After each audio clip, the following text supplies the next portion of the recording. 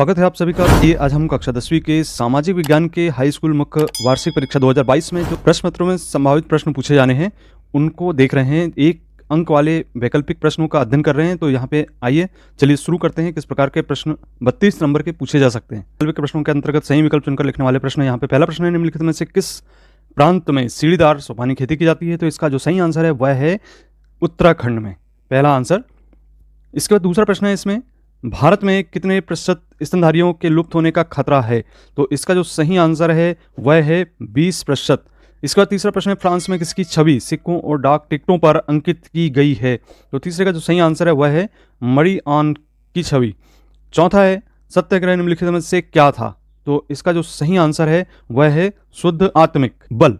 अब इसके बाद हम अगले प्रश्न देख रहे हैं। यहाँ पे जैसा कि आप देख रहे हैं 5वां और 6वां 6 प्रश्न पूछे जाने हैं। तो 6 प्रश्नों में ये आपका प्रश्न क्रमांक 5, जिसमें हम देख रहे हैं निम्नलिखित में से कौन सी भाषा बेल्जियम में नहीं बोली जाती है? तो इसमें से डेनिश भाषा बेल्जियम में नहीं बोली जाती है, डच और फ्रेंच बोली जाती है। इसके बाद है, संयुक्त राष्ट्र द्वारा मानव विकास सूचकांक किस वर्ष में प्रकाशित किया गया?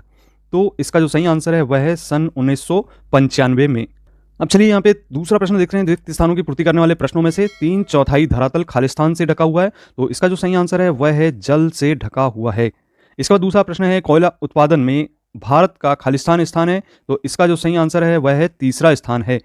तीसरा प्रश्न है, 1885 में यूरोप के ताकतवर देशों की खालिस्तान में बैठक हुई। तो यहाँ पे इसका जो आंसर आएगा वह है बर्लिन में हुई। इसके बाद चौथा प्रश्न, जैसा कि हम देख रहे हैं 18वीं शताब्दी के अंत तक प्रेस खालिस्तान से बनने लगे थे। तो यहाँ पे धातु से बनने लगे थे, इसका आएगा आंसर। और इसके बाद 5वां प्रश्न है कि 22 भाषाओं की भारतीय संविधान की खालिस्तान अनुसूची में रखा गया है। तो यहाँ पे 8वीं अनुसूची में रखा गया है 22 भाषाओं को। इसके बाद है 6वां प्रश्न, ग्रेट ब्रिटेन खालिस्तान प्रमुख ग्रंथों में पूरी तरह बटा है। तो यहाँ पे जो आंसर आएगा उसका सही आंसर 2। इसके बाद अगला प्रश्न है, वस्तुओं और सेवाओं का क्रय विक्रय खालिस्तान के माध्यम से किया जाता है। तो इसका जो सही आंसर है वह है मुद्रा के माध्यम से हम करते हैं। 6 अंक निर्धारित किए गए हैं। इस तीसरे प्रश्न में सही जोड़ी बनाइए। तो इसमें सही जोड़ी किस प्रकार से बनाना है? रियो डी जेनेरो पृथ्वी सम्मेलन 1992, तो यह हुआ था केरल में। इसके बाद अगला प्रश्न है दूसरे नंबर का, पेरियार, इसका संबंध हम यहाँ पर ब्राजील से करेंगे और चाय का संबंध हम बना देते हैं आसाम से, और सांता क्रूज ये इसका जो संबंध है वह होगा मुंबई से। इसके बाद विदेशी निवेश एवं विदेशी व्यापार को प्रोत्साहित करना, इसका जो संबंध है वह है उदारीकरण से। इसके बाद अगला प्रश्न है मानकीकरण, तो मानकीकरण का जो संबंध है आप बनाएंगे भारतीय मानक संस्थान से। यहाँ पे प्रश्न क्रमांक 4 देख रहे हैं, जिसमें हम कहा जा रहा है कि एक शब्द अथवा वाक्य में उत्तर देना है। अब इसमें पहला प्रश्न आप देख रहे हैं कि पूर्णतः भारतीय तकनीक पर आधारित कौन सा इस्पात कारखाना है? तो इसका नाम है विजयनगर इस्पात कारखाना। कहाँ पे स्थित है? तो इसको आपको बताना है कि यह कर्नाटक में स्थित है। अब इसके बाद है अगला प्रश्न दूसरे नंबर का, नेपोलियन ने इटली पर हमला कब किया? तो इसका जो सही आंसर आएगा वह है 1797 में इटली पर हमला किया था। तीसरा है, दूसरा गोलमेज सम्मेलन कब शुरू हुआ? तो इसका जो सही आंसर है वह है दिसंबर 1931 दिसंबर में शुरू हुआ।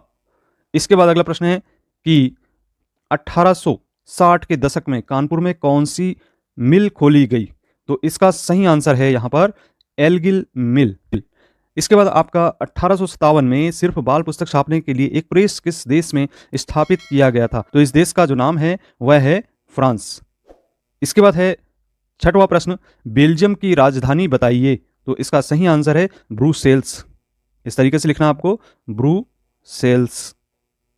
इसके बाद अगला प्रश्न है, धर्म के आधार पर भेदभाव न करने वाले व्यक्ति को कहते हैं? तो उसे हम कहते हैं धर्म निरपेक्ष। इस प्रकार से आपको इन प्रश्नों के उत्तर देने थे। अब चलिए 5वां प्रश्न देख रहे हैं। यहाँ पे सत्य एवं असत्य बताना है। तो यहाँ पहला प्रश्न है, पहले विश्व युद्ध तक यूरोपीय प्रबंधकीय एजेंसियां भारतीय उद्योगों के विशाल क्षेत्र का नियंत्रण करती थीं। तो यह कथन बिल्कुल सत्य है। अगला प्रश्न है कि नेपाल लोकतंत्र की दूसरी लहर के देशों में एक है जहां लोकतंत्र 1985 में कायम हुआ। तो यह कथन बिल्कुल असत्य है, दूसरा कथन असत्य होगा।